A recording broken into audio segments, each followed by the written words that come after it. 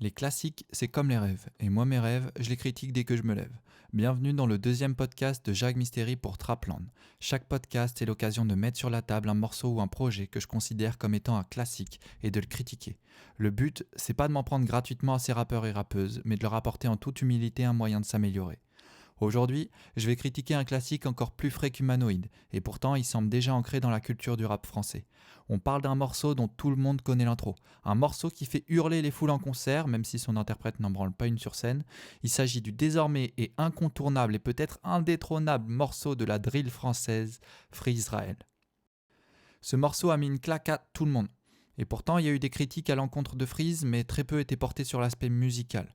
On a évidemment entendu des dénonciations, à juste titre, sur l'antisémitisme de Freeze quand il dit RAF des camps de concentration dans Hors Ligne, autre morceau de cet album LMF dont Free Israel est l'intro.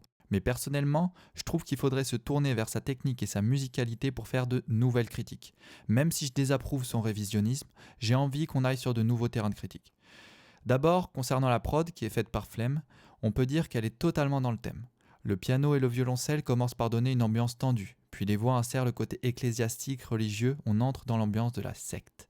Ensuite, Flemme nous bombarde de basses saturées en mettant deux basses en même temps, ce qui est à contre-courant des règles du beatmaking, comme il le dit lui-même dans l'interview de Mehdi Maizi. Perso, c'est ça que j'aime. Il a suivi son instinct sans se soucier des règles de l'art, et ça a donné cette dinguerie. Cette monstrueuse prod est séparée en trois parties. L'intro, le massacre et le deuil. L'intro est magnifique, certes, mais je trouve que pour le coup, Flemme a trop respecté les codes. Il résonne en 8 mesures, il lance le piano sur 8 mesures, puis le violoncelle sur 8 mesures, puis les voix sur 8 mesures.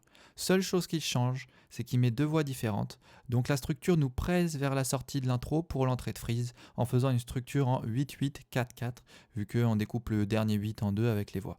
Sauf qu'en plus de ça, il rajoute des drums avec les gimmicks de Freeze qui arrivent. Alors après, je vais critiquer ces gimmicks parce qu'ils sont pas originaux, mais il faut souligner les syncopes de Freeze quand il dit équipe, équipe, équipe. Une syncope, c'est quand tu commences ta note à contre-temps et que tu la prolonges sur le temps suivant.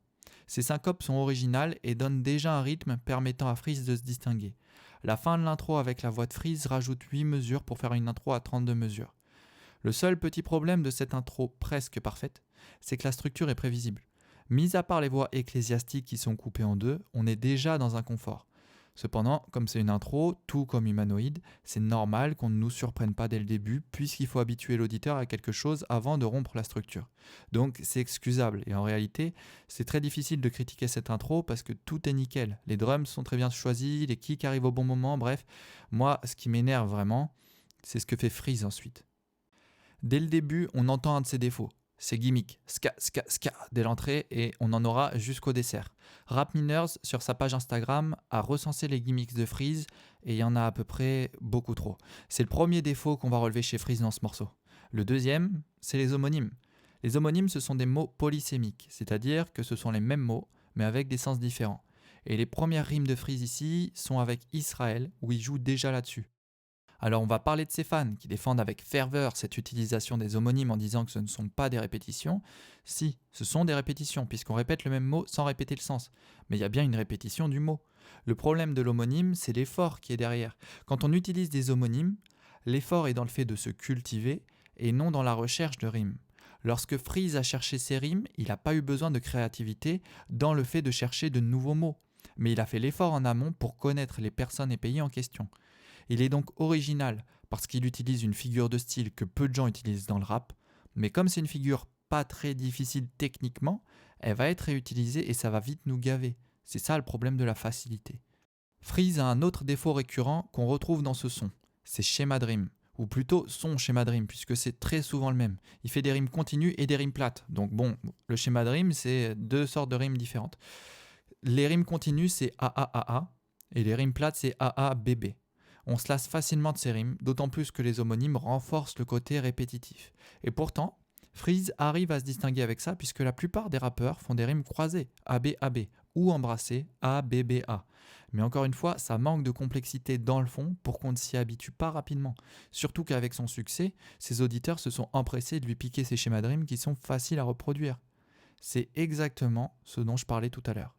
Un point positif au niveau du flow, ce sont ses placements. Comme j'en parlais avec ses équipes en syncope dans l'intro, Freeze maîtrise les placements, et c'est une des choses qui le rendent vraiment unique selon moi. On peut aussi rajouter le fait qu'il arrive à laisser respirer la prod quand il faut, et sans perdre en puissance. Il montre qu'il a l'expérience et qu'il arrive à bien mettre en valeur les prods. Ensuite, il fait plaisir aux puristes, mais il fait chier Jacques Mystery en gardant la même voix tout le long. Alors oui, c'est bien, parce qu'à l'ancienne, le rap était comme ça, mais au final, on se lasse, et j'espère vraiment qu'il va changer l'angle avec lequel il attaque les prods vocalement, parce que j'ai déjà pu voir pas mal de fans râler sur le fait que ces sons commencent à tous se ressembler avec du recul, et ils ont pas tort. Bon, maintenant, parlons du danger de Freeze. La formule de Freeze, c'est C18H21NO3, et qui est la codéine. Encore un rappeur qui a du sang sur les mains, mais pas parce que c'est un gangster ou un mec viril donc qui sait se battre. Non. Mais parce qu'il a montré la ligne comme un accessoire de mode en l'associant à sa direction artistique sans la dépeindre comme un élément négatif. Et comme la ligne se rattache à son image, alors tous ceux appréciant son image vont apprécier la ligne. C'est la théorie du conditionnement classique. Il a donc sur les mains le sang de tous ceux dont il raccourcit la durée de vie en ayant dit ces choses-là, prêt à tout pour le fric, et il le montre suffisamment dans ce morceau. Un autre souci, c'est l'incohérence de ses comparaisons. Il a une culture très large, et surtout une aptitude à la partager, ce qui n'est pas forcément facile quand le rap nécessite de mettre des rimes et du rythme. Alors il est fort pour étaler sa culture, il est très bon dans l'ego trip, mais il arrive clairement pas à garder une cohérence plus de 2 lignes. Un petit exemple pour illustrer. Rap français sur sa tête place le réticule. SO Mac Tailleur, je veux que ma bitch aille en SLK chez le pédicure. Dans le complot comme la NBC, je suis dans Futbin, je fais des SBC, j'arrive chinois comme la HSBC. Il n'y a pas de rapport entre placer le réticule sur la tête du rap français, dire que tu veux de l'argent parce qu'il faut que ta meuf aille en SLK chez le pédicure, dire que t'es dans le complot comme la NBC, enfin, tu vois, il n'y a pas de rapport à chaque fois entre ces choses-là.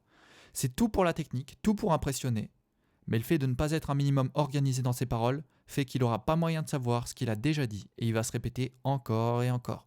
Le meilleur moyen de sortir de ce cercle vicieux, c'est de mettre des thèmes. Ce que ce classique montre, c'est la lacune de Freeze Corleone à se renouveler jusqu'à présent. Je dis jusqu'à présent, vu qu'on ne sait pas encore s'il va confirmer avec son prochain projet, qui n'est au moment où je dis ça pas encore sorti. Freezerael, c'est un classique, pour moi c'est indéniable. Et la technique de Freeze est exceptionnelle. Mais s'il y a des rimes riches, c'est parce qu'elles sont l'accumulation d'un travail de rimes autour des mêmes mots pendant des années. Maintenant qu'il a percé au max, tout le monde connaît ses rimes. Et il va devoir en changer parce qu'elles vont plus surprendre personne. Et sans surprise, l'art peut vite devenir inutile. Et j'ai parfois l'impression que c'est la direction que prend de plus en plus le rap. Alors Freeze, artistiquement, on compte sur toi. C'était Jacques Mystery, deuxième podcast pour Trapland. Merci d'avoir écouté.